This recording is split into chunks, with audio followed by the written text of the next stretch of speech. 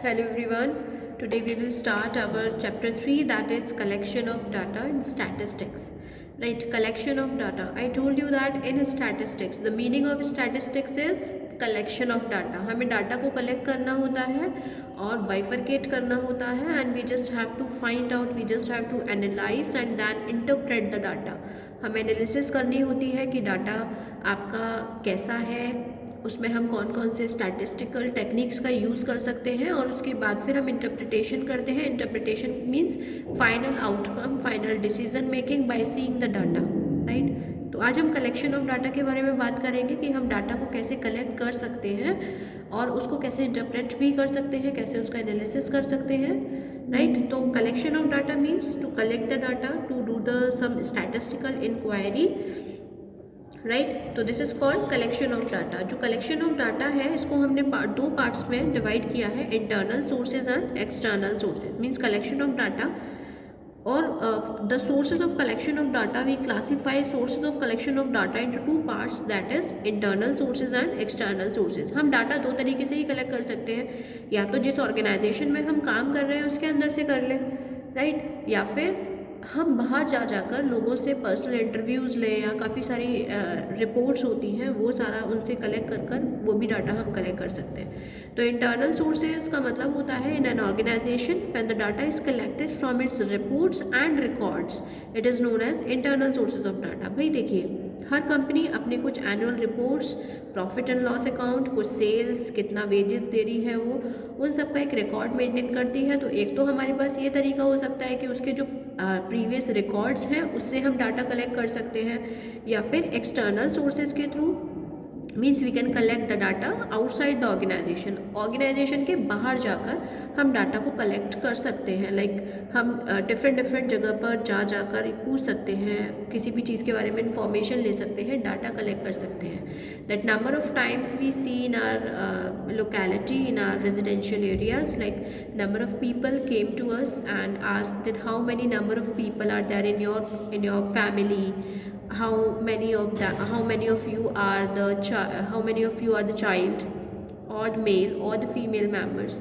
So what they are doing, they are just collecting the data that how many female members and male members and infants are there in your family. तो ये होता है हमारा external sources. अब हमने external sources को further two parts में classify किया है, primary data and secondary data. Primary data वो डाटा होता है जो कि originally collected by the investigator और the agency for the first time for some specific purpose. मान लीजिए अगर मेरी कोई कंपनी है and I send some people to investigate that what are the demand and preferences of the customer, just go and no about the demand and preferences of the customers. Then what I am doing, I am just sending my investigator, I am sending my agents to different people so that they can contact with them and find out what are the demand and preferences of my customers. So primary data क्या होता है, जो कि originally collect किया जाता है by the investigator or the agency for the first time. Secondary data, वहीं पर सेकेंडरी डाटा क्या होता है, the data which is not directly collected. हम डायरेक्टली नहीं जाएंगे but rather obtain from published और अनपब्लिश्ड सोर्सेज. यानी कि जो भी हमारे पास रिकॉर्ड्स हैं पहले से, या जो भी हमारे पास पहले से चीज़ें हैं, उनसे अगर हम कोई भी डाटा कलेक्ट करते हैं, that is called secondary data. Right, इसको सेकेंड हैंड डाटा भी बोलते हैं. तो अब हम इसमें आगे बढ़ेंगे. What are the methods of collecting primary data. हम प्राइमरी डाटा को कैसे कलेक्ट कर सकते हैं, इसके कुछ सोर्सेज और मेथड्स दिए हुए हैं. ये देखिए यहाँ पर दिया हुआ है, direct personal investigation, indirect oral investigation, information from correspondents, telephonic interviews, mailed questionnaire method, questionnaires filled by enumerators. हम इनको इंडिविजुअली पढ़ेंगे ये होते क्या हैं. तो first is direct personal investigation. यहाँ पर क्या होता है, हम डायरेक्टली पर्सनल इंटरव्यू लेते हैं, लोगों के पास जाकर डायरेक्ट कांटेक्ट करते हैं इन्फॉर्मेंट से, और ऑन द स्पॉट इंक्वायरी की जाती है वहाँ पर किसी भी पर्टिकुलर चीज़ को लेकर. राइट, अगर हमें मान लीजिए मुझे पता करना है that what is the demand and preferences of my customer, and if I will go directly to my customers to know about the demand and preferences, to know about that what are the feedback of my customers regarding my product, then this is known as direct personal investigation. Right, इसके कुछ merits होते हैं like originality, data हम जो collect करते हैं ये original form में होता है, रिलायबल होता है, एक्यूरेट होने के चांसेस होते हैं because we are doing face to face conversation, flexible होता है, इन्वेस्टिगेटर जो होता है वो सिचुएशन के अकॉर्डिंग अपने क्वेश्चंस को मोल्ड अप भी कर सकता है, यूनिफॉर्मिटी होता है, जो भी हम डाटा कलेक्ट कर रहे हैं उसमें इंफॉर्मेशन जो भी हम ले रहे हैं लोगों से वो यूनिफॉर्म होगी, एक जैसी हम इंफॉर्मेशन कलेक्ट कर सकते हैं। लाइक सोप के बारे में अगर मैं पूछ रही हूँ कि आपको सोप कैसा लगा तो मुझे उसके बारे में ही इंफॉर्मेशन मिलेगी। अदर इन्फॉर्मेशन और अगर मैं कोई एडिशनल इन्फॉर्मेशन चाहती हूँ then I also can collect from this direct personal investigation. Economical होता है, सस्ता होता है, अगर आपका एरिया जो है वो लिमिटेड है, छोटे एरिया की बात करें अगर हमें लिमिटेड एरिया को कवर करना है then we can opt for economical. Suitable for all types of questions, you can ask any type of question because you and the informant are there, both are present over there, so we can ask any type of questions from the informant.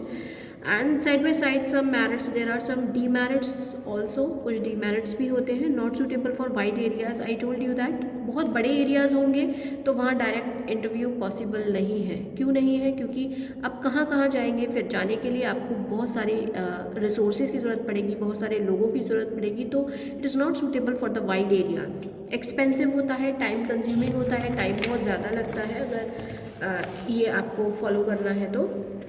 Personal prejudice, यहाँ पर कभी कभी ये एक वो होता है ना पार्शियलिटी, वो भी होने के चांसेस होते हैं। यहाँ पर एकदम एक्यूरेट डाटा अगर आप किसी से पूछ रहे हैं कि भाई ऐसा क्या हुआ था यहाँ पर, आप बताइए, आप ज़्यादातर न्यूज़ चैनल्स में देखते होंगे they just doing direct conversation with them, तो समटाइम्स अगर वो उनकी पार्टी से नहीं है तो वो कुछ आपको गलत इन्फॉर्मेशन भी प्रोवाइड कर सकते हैं।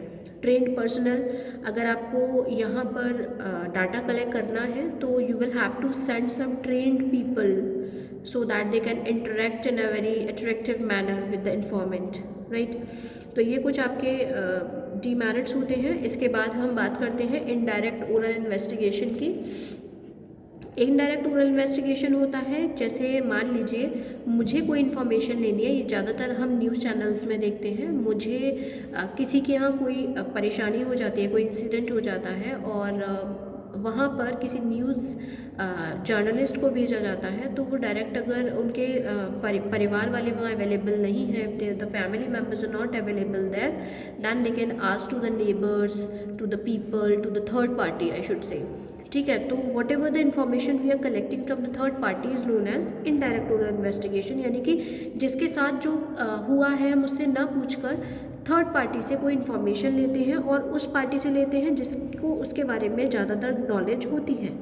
फॉर एग्ज़ाम्पल अगर स्टूडेंट क्लास में है और बहुत ज़्यादा शोर आया क्लास में से, तो हम जो भी उनके जो नियर बाय कैंडिडेट, जो अंदर क्लास के अंदर कुछ स्टूडेंट्स हैं और क्लास के बाहर कुछ स्टूडेंट्स हैं, तो हमें अंदर से शोर आया तो हम अंदर वाले बच्चों से नहीं पूछेंगे कि दैट हु वॉज देयर, हम जो उनके फ्रेंड्स हैं, जो उनके नियर एंड डियर वंस हैं, वो हमें ज़्यादा बता सकते हैं कि who can be the people, right? तो उसको बोलते हैं हम इनडायरेक्ट ओरल इन्वेस्टिगेशन, राइट? इसके बाद हम बात करते हैं merits of indirect oral investigation. इसके मेरिट्स होते हैं वाइड कवरेज होता है, अगर हमें किसी और से ही पूछना है तो हम कहीं पर भी जाकर पूछ सकते हैं, तो अगर एरिया बड़ा है then you can opt for indirect oral investigation. Economical होता है, सस्ता रहता है, फ्री फ्रॉम बायस, मतलब ये पर्सनल प्रीजुडिस जो होता है इससे फ्री होता है, क्योंकि हो सकता है कभी कभी कि सामने वाले व्यक्ति को आपसे कोई मतलब ना हो तो वो आपको सही इन्फॉर्मेशन भी दे सकता है। एक्सपर्ट ओपिनियन, यहाँ पर इन्वेस्टिगेटर जो होता है उसको एक्सपर्ट ओपिनियन मिल जाती है, जो जिस चीज़ में एक्सपर्ट होता है हम उसी से पूछेंगे कि ऐसा क्या हुआ था यहाँ पर, राइट? डीमेरिट्स में अगर हम देखें तो इनडायरेक्ट इन्फॉर्मेशन, यहाँ पर जो इन्फॉर्मेशन होती हैं वो इनडायरेक्टली मिलती हैं, तो उसके जो मीन्स हो सकता है वो डायरेक्टली उस पर्सन को नहीं भी जानता हो, तो कभी कभी इन्फॉर्मेशन डैमेज भी डिटेरियोरेट भी हो सकती है। लैक ऑफ एक्यूरेसी, अगर हम पर्सनल ऑब्जर्वेशन को कंपेयर करें इसके साथ तो इसमें एक्यूरेसी होने के चांसेस थोड़े कम होते हैं। पार्शियलिटी ऑफ विटनेस, कभी कभी विटनेस पार्शियल हो जाता है। Lack of interest of informants, अगर हम किसी सामने वाले से किसी सेकंड पर्सन के बारे में पूछते हैं तो समटाइम्स वो अपना थोड़ा सा इंटरेस्ट कम दिखाते हैं उन चीज़ों में। And lack of uniformity, different people से आपको डिफरेंट चीज़ें सुनने को मिलेंगी, तो इसलिए यहाँ पर यूनिफॉर्मिटी की भी कमी होती है, राइट। ऐसे ही ये है हमारे इंफॉर्मेशन फ्रॉम करस्पॉन्डेंट्स। करस्पॉन्डेंट से यानी कि जो लोकल एजेंट्स होते हैं या करस्पॉन्डेंट्स होते हैं, उनसे हम कोई भी इंफॉर्मेशन लेते हैं, उनको हम बोलते हैं इंफॉर्मेशन फ्रॉम करस्पॉन्डेंट्स। होता क्या है कि जितने भी आपके ये भी जर्नलिस्ट के केस में काफ़ी होता है कि लोकल लेवल पर भी जर्नलिस्ट होते हैं। मान लीजिए कि आपके कहीं पर भी कोई इंसिडेंट होता है, फॉर एग्ज़ाम्पल मुंबई में कोई इंसिडेंट होता है, तो मुंबई का जो लोकल एजेंट है मुझसे पूछने की कोशिश करेंगे कि वहाँ पर एग्जैक्टली हुआ क्या था। तो this is called information from correspondent. तो यहाँ पर भी वही सारे इसके रिलेटेड मेरिट्स आ जाएंगे। वाइड कवरेज होता है, बड़े एरिया को कवर कर आराम से कर सकते हैं, इकोनॉमी होता है, suitable for special purpose, continuity, right, एक रेगुलर इन्फॉर्मेशन, क्योंकि पर्सन वहाँ पर अवेलेबल है। और मान लीजिए किसी भी चीज़ की सीबीआई इंक्वायरी चल रही है, तो वहाँ पर तो हम लोग नहीं जा सकते हैं, तो we can contact to the local agents, local journalist over there who are present there. तो एक इन्फॉर्मेशन में कंटिन्यूटी बनी रहती है। डीमेरिट्स की बात करें तो लैक ऑफ यूनिफॉर्मिटी, डिफरेंट, यहाँ पर यूनिफॉर्मिटी की कमी होती है। कभी कोई नया चीज़ निकल कर आती है, कभी कुछ, तो डिफरेंट आइडियाज़ भी हो सकते हैं। डेंजर ऑफ पार्शियलिटी, यहाँ पर पार्शियलिटी के चांसेस भी हो सकते हैं। रिपोर्ट्स गलत बताकर उसमें पार्शियलिटी भी की जा सकती है। एक्यूरेसी होने के चांसेस कम होते हैं। और टाइम कंज्यूमिंग प्रोसेस तो बहुत ही है, क्योंकि हमें वहाँ पर अवेलेबल रहना पड़ता है 24 घंटे, तभी हमें सही इन्फॉर्मेशन मिल पाती है। नेक्स्ट इज टेलीफोनिक इंटरव्यू, जिसमें टेलीफोन पर सिंपल आपसे इंटरव्यू लिया जाता है। और टेलीफोन का इंटरव्यू लेने के बाद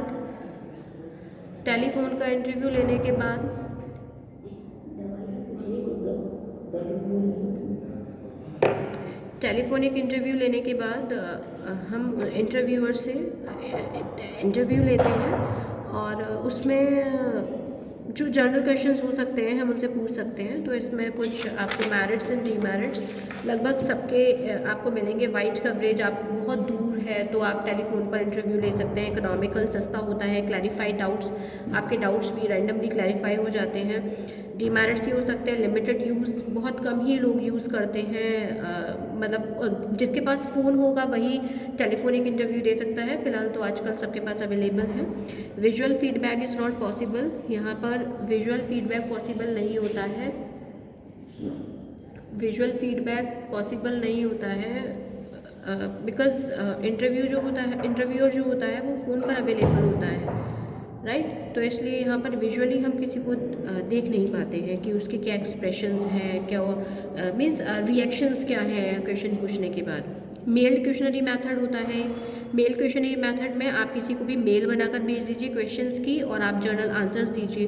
जैसे जनरली स्कूल्स में होता है that if you want some ideas and opinions from the parents, then what we does कि we just send some mail to the parents and ask them to please fill the mail as soon as possible and submit it to us। तो उससे हमें लोगों के ideas पता लगते हैं, right. After then कुछ क्वेश्चनरीज फिल्ड बाय एन्यूमरेटर्स। आपके जो एन्यूमरेटर्स होते हैं, जो आपके एजेंट्स होते हैं, वो पर्सनली विजिट करते हैं इन्फॉर्मेंट्स के पास, और एक जर्नल सा फॉर्म होता है उनके पास, वो फॉर्म लेकर जाते हैं और उसमें कुछ क्वेश्चन एंड आंसर्स लिखे होते हैं, और उनसे कुछ डाटा कलेक्ट कर लेते हैं उनको देकर कि आप इसको फिल कर दीजिए। वो फिल कर देते हैं और हमें उनका थोड़ा सा आइडिया हो जाता है कि what they want, right, what are the things they have in their mind. तो आज हम इतना ही पढ़ेंगे। ये सारे आपके हो गए हैं sources of collection of primary as well as secondary data, right? So till then, goodbye.